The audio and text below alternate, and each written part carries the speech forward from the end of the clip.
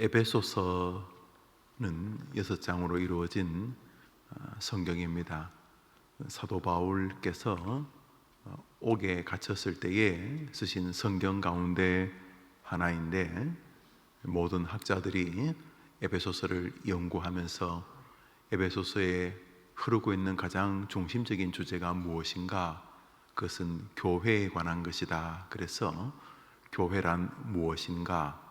혹은 교회의 의미, 교회를 세우시는 하나님의 의도, 이것이 에베소서의 주제다, 이렇게 말합니다. 에베소서에 흐르고 있는 가장 중심된 사상은 예수 그리스도를 중심으로 한 교회를 세운 하나님의 마음입니다.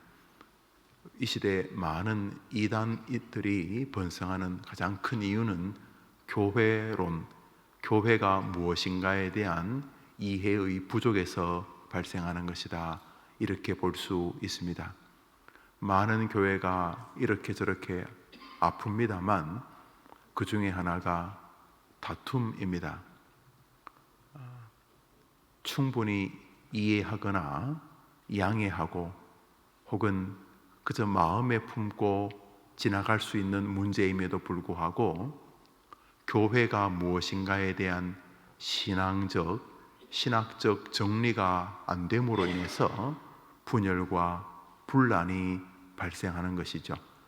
교회란 무엇인가 하는 의미에서 에베소서는 우리의 신앙생활에 무척이나 유익합니다. 그러면 에베소서는 1장부터 6장까지 교회란 이런 말만 반복되고 있는가? 그렇지 않습니다. 에베소서는 6장밖에 안 되는 성경이지만 우리가 믿음 생활하면서 발생할 거의 모든 문제를 망라하고 있습니다. 정말 거의 모든 문제, 먹고 사는 문제, 부모, 자식 문제, 인생에 관한 문제, 이단에 관한 문제, 영적인 전투에 관한 문제, 거의 모든 문제를 다 담고 있습니다. 왜 그런가? 교회 생활이 바로 그렇기 때문입니다. 교회에 오면은 수많은 전쟁이 벌어집니다. 먼저 내 안에서 하나님과의 관계의 전쟁이 벌어지죠. 감사, 기쁨과 굉장히 가까이 맞닿아 있는 교만과 자기 자랑. 감사, 기쁨은 전적으로 하나님이 주신 것인데 굉장히 비슷한 온도를 느끼게 하는 교만과 자기 자랑이 감사의 기쁨 사이에서 넘실거리지 않습니까? 또 고난과 주님이 다루시는 고통의 의미, 고난과 고통은 사람을 더 복되게 하는, 그래서 고난당하는 것이 내게 유익이라 이로 인하여 내가 주의 율례를 배우게 되었다는 믿음의 사람들에게 고난은 하나님께로 좀 더 가까이 나가게 하는 아주 귀중한 촉매제일 수 있지만은, 고난과 고통은 낙심과 불안, 좌절, 의심과 굉장히 색채가 비슷하기 때문에 고난으로 인해서 본인의 신앙을 드러내고 세상 사람들에게 자신이 믿는 하나님의 위대함을 드러내는 다니엘 같은 사람들, 고난이 도리어 그와 그의 신앙과 그의 현재와 미래와 그의 이스라엘 백성들에게 도리어 유익이 되는 고난임에도 불구하고 사자굴 앞에 끌려가거나 내가 그렇게 충성을 다했음에도 불구하고 모리배들이 나를 모략했을 때 발생할 괴로움, 슬픔, 아픔, 이것이 낙심, 좌절, 염려, 근심, 불신과 맞닿을 가능성이 굉장히 높지 않습니까?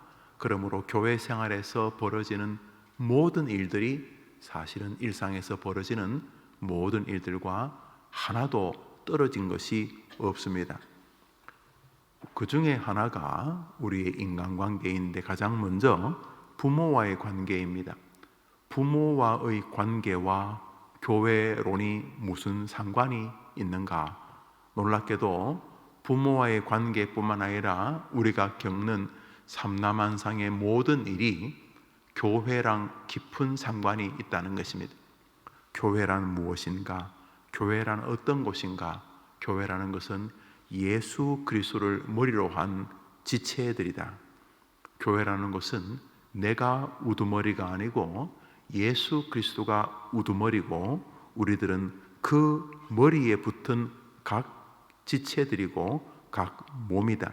그러므로 팔이 기분 나쁘다고 칼을 들고 발을 막 칼로 찌르거나 하면은 곧 열이 나고 발이 절뚝거리면서 발만 아픈 게 아니고 결국 온몸이 다 아프게 되는 것처럼 교회라는 것은 나와 남이 그리스도를 머리로 하여 서로 세우는 것이고 그래서 세상 사람들이 우리를 볼 때에 결국 교회를 통해 우리 자신을 통해 우리 주 예수 그리스도 우리 하나님의 이름만이 높아지는 곳이다. 그 교회는 오늘도 어떻게 하면 그리스도를 복되게 섬길까? 어떻게 그분을 높일까를 끊임없이 상고하고 묵상하고 실행하는 사람들이고 그로 인하여 영육이 강건해져 간다. 그리스도를 높이려는 의도로 일하고 공부하고 가르치고 돈 벌고 돈 쓰고 병을 치료하고 또는 투병 생활을 맞이하면서 그리스도를 어떻게 하면 높일 수 있을까? 어떻게 하면 그리스도를 높일 수 있을까를 가지고 인생의 길을 걸어가는 동안 주님께는 영광이 되고 우리에게는 굉장히 유익이 되고 세상 사람들에게도 하나님의 이름을 더 높이게 된다. 이것이 교회론의 핵심이지요. 그러면 부모를 공경하는 것하고 그리스도를 높이는 것하고 무슨 상관이 있는가? 상관이 있는 것이죠. 우리 한번 저 본문을 다시 읽어보겠습니다. 시작. 자녀들아 주 안에서 너희 부모에게 순종하라. 이것이 옳으니라. 자녀들은 부모를 공경하고 순종합니다. 제5계명이 그것을 말하고 있지 않습니까? 그런데 부모를 공경하는 가장 큰 이유가 하나님이 명령하셨기 때문입니다. 부모가 나를 낳아줬기 때문에 부모에게 공경을 한다는 것도 일정한 의미가 있고 약간의 제재를 줍니다. 인지상정이죠. 아이고 부모가 나를 낳아서 기르니까 얼마나 수고했겠는가. 그래서 감사하니까 효도해야 되겠다. 효가 모든 인류의 아주 중요한 사회를 구성하는 체계요 방식이기 때문에 공경해야 될 뿐만 아니라 나를 낳아주셨기 때문에 부모를 공경해야 됐다. 이것이 유교적 사상이고 인륜의 모습일 것입니다. 그런데 그게 약발이 제한된다는 거죠. 그런데 기독교인들의 효도는 이유가 한 가지입니다. 왜 부모를 공경해야 하는가? 그것은 성경이 그것을 요청하고 계시기 때문입니다. 명령하고 계시기 때문입니다. 자녀들아 내 부모를 주 안에서 공경해야 될 이유가 주님이 그것을 우리에게 명하셨기 때문입니다. 이것은 우리의 모든 사상과 우리의 모든 신앙의 뿌리가 됩니다. 여러분은 예수 그리스도를 구주로 믿어야지만 천국에 가는 이유가 무엇이라고 생각을 하십니까? 여러분은 예수 그리스도 그분을 믿는 길 외에는 구원의 길이 없는 이유가 무엇 때문이라고 생각을 하십니까? 그것은 오직 한 가지 이유, 하나님의 성경이 오직 예수를 믿는 것만이 구원의 길이라고 말씀하시기 때문입니다. 아닙니까? 여러분이 찍으셨습니까? 세상에 인류가 지금도 한 75억, 80억 살고 지금까지 왔다가 죽은 사람 따지면 수백억, 수천억이 될 텐데 그 중에서 베들레헴 마구간에 태어난 요 사람이 구원자 같다. 여러분이 찍으셨습니까?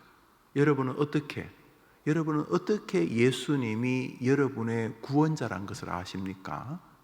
오직 하나, 하나님이 말씀하셨기 때문인 것입니다. 여러분은 어떻게 예수님의 이름으로 하나님께 기도하면 하나님이 응답하시는 것을 아십니까? 경험이십니까? 느낌이 그렇게 오셨습니까? 우연히 발견했습니까?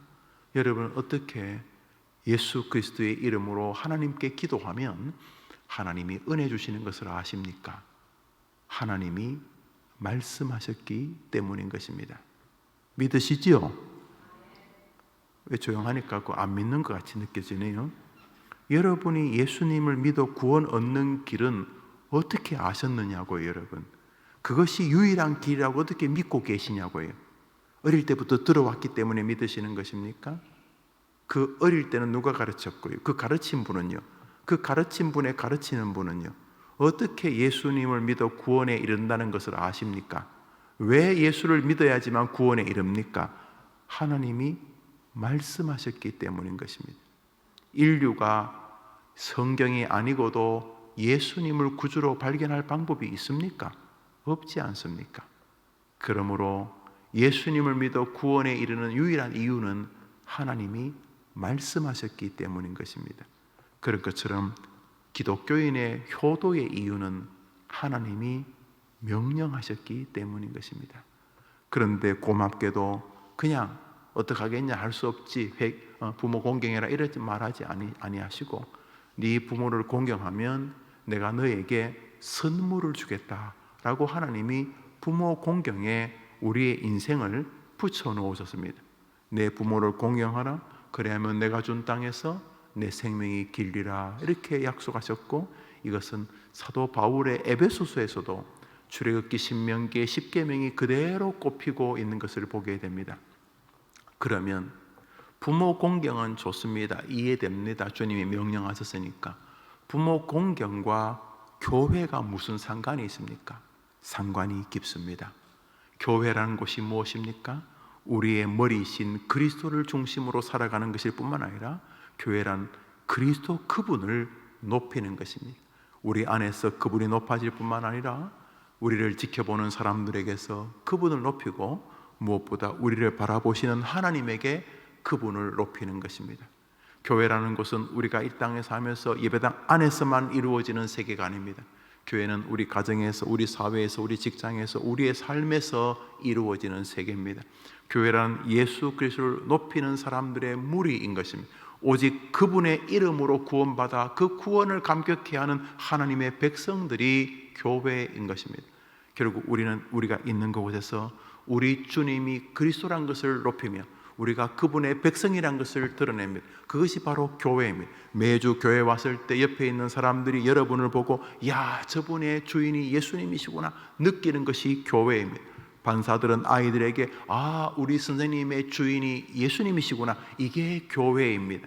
그 아비와 어미가 자녀들에게 우리 엄마 아빠의 주인이 예수님이시구나, 그게 교회입니다. 그 집이 교회고, 그 직장이 그 교회고, 그 삶이 교회고, 그 예배당이 교회인 것입니다. 우리 한 번 더 읽습니다. 시작.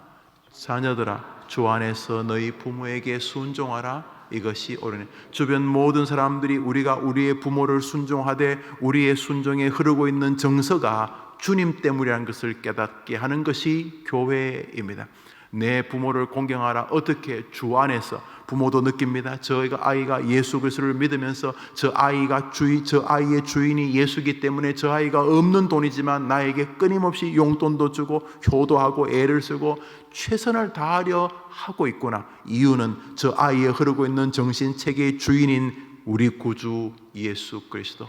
자녀들아 주 안에서, 자녀들아 주 안에서, 자녀들아 주 안에서 내 부모에게 순종하라. 부모는, 그리고 부모의 다른 자식들, 여러분의 형제 자매가 되겠죠. 그 부모의 형제 자매들, 그 부모의 여러 친구들, 주변 사람들, 그 노인정에 계시는 그 어머니 아버지의 친구들, 모두가 다 그 부모의 자녀가 그 부모를 순종하는데 그 순종의 이유가 주님 때문이라는 것을 느끼게 하는 것이 기독교인이요, 그것이 삶의 정신이요, 그것이 교회다, 이런 뜻입니다. 그러므로 부모님과 대화하는 그 자리가 교회인 것입니다. 교회가 뭐라고요? 우리의 머리 대신 그리스도를 높이는 바로 그곳이 교회인 것입니다. 왜 많은 다툼이 있습니까? 그리스도를 높이려고 싸우는 교인들을 저는 거의 본 적이 없습니다. 커튼을 노란색으로 하자는 내 말을 왜 무시하고 파란색으로 하냐? 그러고 싸웁니다. 교회 자동차 색깔을 까만색으로 하자는데 왜 빨간색으로 했냐? 그래 싸웁니다. 빨간색으로 하든 노란색으로 하든 우리 주님만 높아지면 된다는 정신을 교인들이 교류하는 것이 교회인데 교회가 무너진 것입니다. 그리스도가 머리가 아닙니다. 내 생각이 머리입니다. 내 의지가 머리입니다. 그래서 교회가 파괴되어지는 것입니다. 내 부모를 공경하라는 부모와의 일상의 삶 속에서 부모도 느낍니다. 주변 사람도 느낍니다. 무엇을? 저 아이 안에 주님이 계시기 때문에 부모를 공경하고 있구나. 그래서 그가 있는 그곳이 교회가 되는 것입니다. 교회란 무엇인가? 너가 서 있는 그곳에서 너의 머리 대신 그리스도를 높이는 곳이다. 하나님을 높이는 곳이다. 그것이 바로 교회다. 이런 말씀이 오늘 본문에 흐르고 있습니다. 자녀들을 향한 부모의 태도는 그러면 어떠해야 합니까? 자녀는 그 주님 때문에 오늘도 부모를 향한 공경과 순종을 끊임없이 견지하려고 노력함으로 부모와의 관계 속에서 그분을 높이려고 하는 것이 그것이 성도의 인생이라면 그러면 부모는 자녀들에게 어떠해야 합니까? 우리 4절을 읽습니다. 에베소서 6장 4절입니다.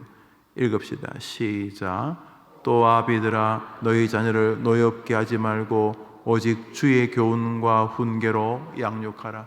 자녀를 양육하는 방법이 수천만 가지겠죠. 서점에 나가 보십시오.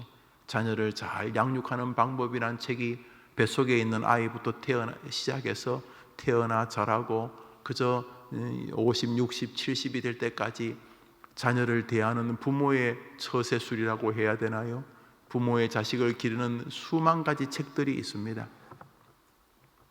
자녀 양육은 참 숙제지요. 어쩌면 영원한 숙제일 수도 있을 것입니다. 그런데 그리스도인들은 자녀가 부모를 공경하는 것은 그 머리이신 그리스도 때문이라면 그러면 부모는 자녀를 돌보는 이유는 무엇인가? 예수 그리스도 우리 하나님 때문입니다. 자녀가 자라면서 자녀의 주변 사람들이 자녀의 엄마 아빠가 할아버지 할머니겠죠. 자녀의 할아버지 할머니, 자녀의 친척, 자녀의 동료, 자녀의 학교 선생님, 자녀의 학원 선생님, 자녀의 친구들, 이런 모든 사람들 뿐만 아니라 자녀 그 아이가 이 땅을 살면서 부모가 자기를 양육하는 아주 중심이 있는데 우리 부모와 마음 안에 들어있는 바로 그것 때문에 부모가 나를 참 아름답게 훈련시키고 키워주셨구나. 주.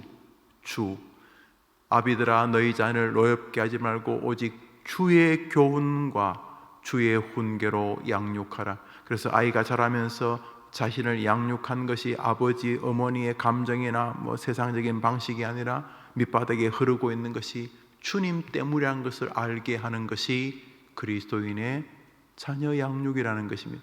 그래서 결국 자녀가 양육돼 가면 자녀는 무엇을 느낍니까? 아비 마음 안에 있는, 어미 마음 안에 있는 아비와 어미의 머리이신 주님을 느끼는 것입니다. 그것이 주님이 우리에게 요청하는 자녀 양육이라는 것입니다. 결국 보다시피 아버지 어머니를 대하든 자녀를 대하든 우리 그리스도인들의 핵심은 머리 대신 우리 주님을 높이는 것입니다. 느낌이 오십니까? 우리 주님 자기를 높이는 것을 이렇게 좋아한다는 사실을. 오늘 하루 여러분 인생이 참 쉽습니다. 세상 사람들은 자기를 높여야 되고 자기를 변호해야 되고 자기를 자랑해야 되고 끊임없이 자기 힘으로 이 험한 세상을 헤쳐나가야 되지만 기독교인들은 그렇게 살지 않습니다. 기독교인들은 오늘도 나의 머리이신 그분을 높이고 그분을 세우고 그분을 자랑하고, 세상 사람들은 오늘도 자기 에너지를 주고 자기 자신을 스스로 자긍심을 주고 I can do it, 할 수 있다, 하면 된다, 너 괜찮은 사람이야, 끊임없이 마취하면서 여튼간에 그렇게 살아야 되는데 우리 자신이 그렇게 자기 인생을 걸 만한 인물이 아니지 않습니까? 여러분 어떤지 모르겠습니다만 저는 제 자신이 제 인생을 다 투자해서 살 만한 존재가 아닙니다. 저는 그렇게 고매한 인격도 아니고 저는 그렇게 탁월한 인생도 아니고 저의 의지, 저의 정신, 저의 밑바닥에 흐르고 있는 어떤 정서, 희망, 소망, 열망, 갈망, 또 간절함, 이런 모든 것을 다 투자해서 살 만한 인격체냐? 저는 그런 존재가 못 됩니다. 내가 나를 위해 다 투자할 만큼 내가 정말 그래 가치가 있는가? 아이고, 하루에도 12번 조변 섞게 하는 것이 우리 고전데, 그런데 그리스도인들은 그렇게 세상의 사람들하고 다르게 살면 세상 사람 얼마나 힘들겠어요. 자기 자신이 자기 자신을 다 투자할 만한 존재가 아닌데도 마땅히 뭐 투자할 사람이 없으니까 자기를 위해서 오늘도 열심히 뭘 하겠죠. 참 힘든 것. 여러분 뭐 좀 심한 말이지만 쓰레기에다가 뭐 화장하고 분칠하는데 인생을 들인다는 게 얼마나 우습습니까? 아니 뭐 죽은 시체에다가 뭐 화장하고 하는 거 얼마나 우습습니까? 뭐 예쁠 수 있어요. 그래봐야 쓰레기통에 뭐 아무리 분칠을 해봐야 쓰레기인데, 우리 인생이 자기 자신을 위해서 그렇게 뭐 온갖 걸 다 해봐야 뭐가 다 늙고 병들고 뭐 뿐만 아니라 내면 세계도 날마다 그런 인간 우리들 아닙니까? 그런데 그리스도인들은 쉽습니다. 오늘도 마땅히 인생 모든 것을 바치기에 부족함이 없는 우리 하나님을 위해 살기 때문에 우리 단순합니다. 뭘 하더라도 하나님이 좋아하실까, 하나님이 기뻐하시, 하나님 얼굴 날까, 이렇게 하나님 쪽 또 살면서 지치고 힘들 때 뭐 I can do it 하면 된다, 뭐 너 괜찮은 사람이 이렇게 자기 마치 않아도 됩니다. 우리 뭘 하다가 힘들면은 내가 열심히 살아드리고 싶은 그분에게 또 갑니다. 하나님, 내가 주님을 위해 살고 싶으니 내게 힘을 주옵소서. 그러면 또 하나님이 힘을 주시는 줄 믿습니다. 기독교인들은 내가 서 있는 그곳에서 머리 대신 그리스도와 교류하며 삽니다. 놀랍게도 하나님은 자기를 높이는 인생을 그렇게 기뻐한다는 것, 그게 바로 교회라는 것입니다. 교회란 무엇인가? 예수님 활용해가지고 인생을 잘 사는 곳이 교회가 아니라 나의 삶을 통해 주 그리스도 나의 머리 대신 그분을 높이는 곳이 교회라는 것입니다. 그것은 예배당에서만 이루어지는 것이 아니라 부모를 대할 때, 자식을 대할 때 삶 속에서 벌어지는 일, 그것이 바로 교회라는 것입니다. 오늘도 먹든지 마시든지 무엇을 하든지 주의 영광을 위해 하라, 거기가 바로 교회라는 것입니다. 하나님은 자기를 높이는 것을 기뻐하실 뿐만 아니라 우리의 삶의 목표로 두셨습니다. 그래서 예수를 처음 믿을 때는 무당이나 부처를 믿는 거하고 큰 차이가 없습니다. 나 좀 도와주시오, 나 좀 고쳐주시오, 나 좀 잘되게 해주시오, 뭐 그런, 여러분이 뭐 점치러 갈 때 무당 잘되기를 바라거나 무당 뒤에 있는 뭐 용왕이나 뭐 장군들 잘되기를, 뭐 창 들고 있는 장군들 잘되기를 바라는 사람 아무도 없습니다. 무당이 잘되든지 무당 뒤에 있는 귀신들이 잘되든지 별 상관없어요. 걔네들이 힘을 합쳐서 나 좀 도와달라는 게 그게 세상 종교 아닙니까? 처음 교회 올 때도 거의 비슷합니다. 뭐 병들고 아프고 힘들고 괴로워서 예수든 하나님이든 나 좀 도와달라는 거죠. 그런데 여러분, 성경을 자꾸 읽어가면 그 밸런스가 깨어집니다. 성경은 하나님 우리를 안 도와주는 건 아니지만 가만히 보니까 이 신이 날 활용해가지고 자기가 높아지고 싶어합니다. 하나님이 나에게 은혜 주고 뭐 도와주고 안 하는 건 아니에요. 뭐 하나님도 다 이렇게 나를 챙겨주시고 그러기는 한데, 전체적으로 성경을 자꾸 읽다 보면 이게 주객이 전도돼 가지고 내가 이 하나님을 찾는 의도와 하나님이 나를 부르는 의도가 완전히 다른 것을 알면 이제 혼란에 빠지죠. 그래서 처음 교회 나올 때는 즐겁습니다. 뭐 찬송하고 뭐 눈물 나고 설교 들으면 은혜 되고 위로되고 용기도 얻고 막 그럽니다. 또 여기 사람 사는 것 같고 서로 형제님 자매님 거라고 위로를 받고 막 그렇습니다. 그 영적으로도 그렇고 또 정서적으로도 그렇고 참 좋습니다. 근데 시간이 지나면 그게 교회의 목적이 아닌 것을 깨닫습니다. 뭐 서로 모여서 놀고 교제하고 이야기하고 뭐 다 좋은데, 교회가 원래 그게 아니기 때문에 시간이 지나면서 이 신이, 이 하나님이라는 이 엄청난 신이 놀랍게도 자기가 날 도와주는데 크게 관심이 없고 우리가 자기를 위해 사는데 엄청난 관심이 있다는 사실을 깨닫습니다. 그때 갈등에 빠집니다. 하나님이 날 도와야지 그 모든 거 다 가진 양반한테 내가 뭘 도와주겠냐, 이런 혼란에 빠지기 때문입니다. 그래서 우리 청소년들이 언제 한번 뒤집어지냐 하면 기독교의 신앙과 자기의 니드가 전혀 다른 것을 만날 때 이제 헷갈리기 시작합니다. 설교를 평소에는 뭐 자기에게 위로되는 걸 이렇게 들었는데 가만히 설교를 들으니까 이게 뭐 하자는 짓인지, 이게 신이 우리를 도와주겠다는 것이 없는 건 아닌데 그건 뭐 한 10,000분의 1 될까 말까 하고 10,000분의 9,999는 신이 나를 이용해서 자기가 높아지고 싶다는 것이 성경에 흐르고 있는 도도한 주제라는 것을 깨닫게 됩니다. 그것이 교회입니다. 그런데 은혜를 받으면 거기에서 평강을 누리기 시작합니다. 주님을 위해 살 때 진짜 영육의 행복이 임하기 때문인 것입니다. 하나님 위해 살아드리고 싶을 때 삶도 즐겁지만 죽음도 크게 두렵지 않게 되는 것입니다. 주님은 노골적으로 자기를 위해 살라라고 우리에게 말하고 계십니다. 그게 교회입니다. 그래서 교회가 정말 주님을 위해서 살아드리고 싶어 할 때 교회는 자꾸 번성합니다. 교회는 능력이 있고 힘을 얻습니다. 그런데 교회에 모이는 사람들이 하나님이 자기를 도와주기를 바라는데 인생에 초점이 있으면 곧 교회는 망가집니다. 그럴 것이 정서도조차 양보 못합니다. 감정 하나도 양보 못합니다. 하나님 이용해서 내가 잘 살고 싶은데 잘 사는 것 중에 하나가 내 중심에 서 있으니 내 감정도 누가 잘 돌봐줘야 됩니다. 그래서 누가 감정 건들면 전쟁이 납니다. 왜요?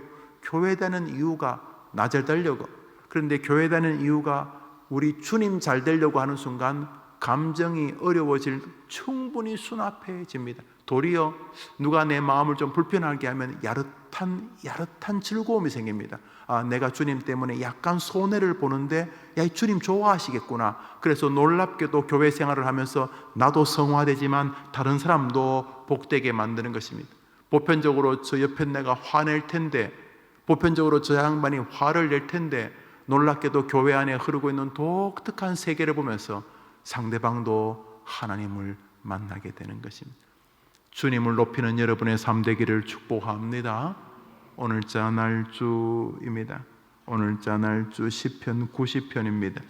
오늘자 날주 시편 90편입니다. 시편 90편입니다.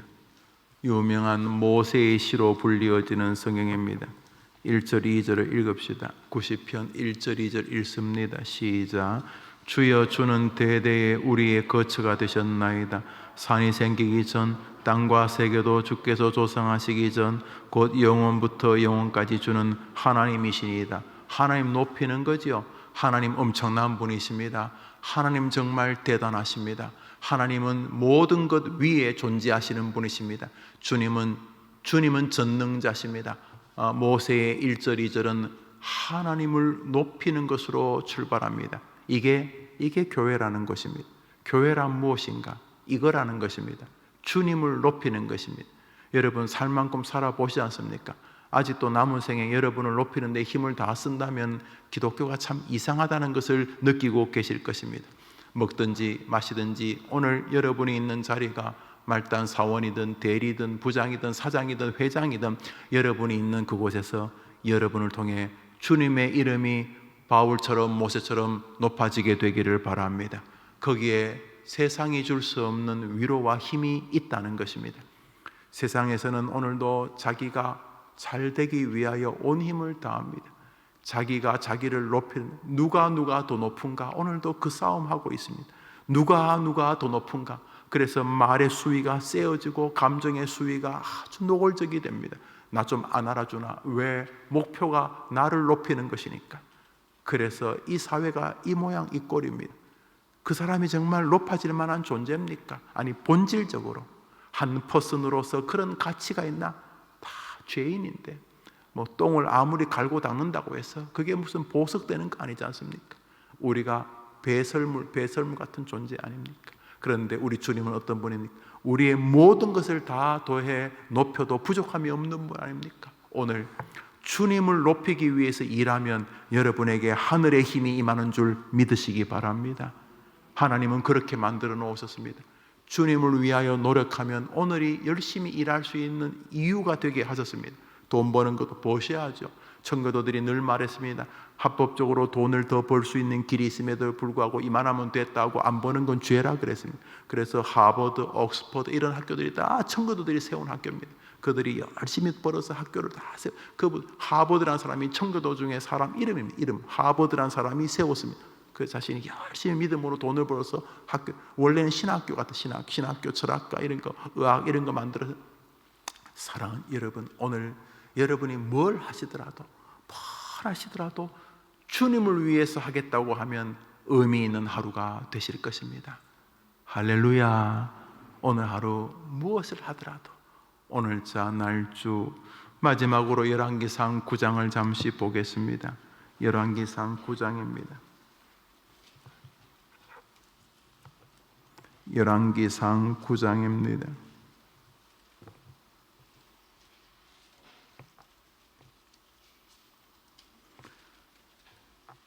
1절과 2절을 읽습니다. 1절과 2절입니다. 시작. 솔로몬이 여호와의 성전과 왕궁 건축하기를 마치며 자기가 이루기를 원하던 모든 것을 마친 때에 여호와께서 전에 기브온에 나타나심 같이 다시 솔로몬에게 나타나사 하나님이 다시 찾아와 은혜를 주셨다는 것입니다. 여기 기브온이란 3장에 나오는 3장에 아직 예루살렘 성전을 짓기 전에 솔로몬이 하나님을 경배하고 싶어서 그 시절 기브온에 아주 굉장히 큰 산당이 있었나 봅니다.